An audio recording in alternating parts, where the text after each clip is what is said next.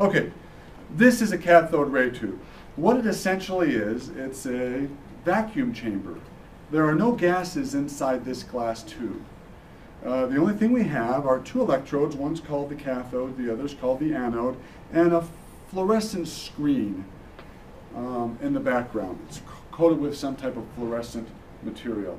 When I turn the power supply on, we'll see a beam that causes that fluorescent screen to glow. Looks like a nice straight line, doesn't it?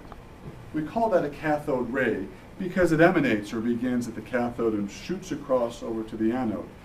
J.J. Thomson was working with cathode rays. We really didn't understand what they were. I mean, we have electricity going in one side and coming out the other, but there's nothing inside to conduct it. It's a vacuum tube. So he decided to apply a magnetic field to this cathode ray, and he found something interesting. We apply one pole of the magnet to this beam and we'll see what it does, and then we'll flip it around and see what the other pole does. This is my favorite part. Can you see what's happening to that beam? What does it appear as though it's happening to it? It's moving. It's moving, it's being repelled, isn't it, by the magnet. When we flip the magnet around, and what do you think is going to happen this time? Well, if it's being attracted on one pole, see how it's being attracted there?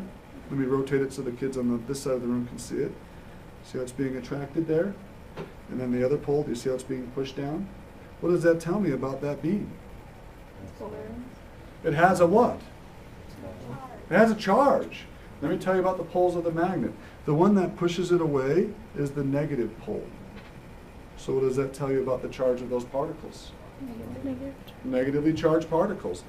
And J.J. Thomson was actually able to do a charge to mass ratio of these particles, and he found that these particles were about 2,000 times lighter than a hydrogen atom.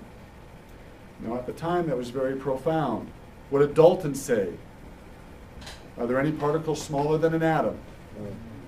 J.J. Thomson just found something 2,000 times smaller than a hydrogen atom. Why is the hydrogen atom and something 2,000 times smaller than it so profound? It's hydrogen. Because hydrogen is the smallest atom, isn't it? So if we found something 2,000 times smaller, we have found our first subatomic particle. And it's called the electron. Okay, that'll work.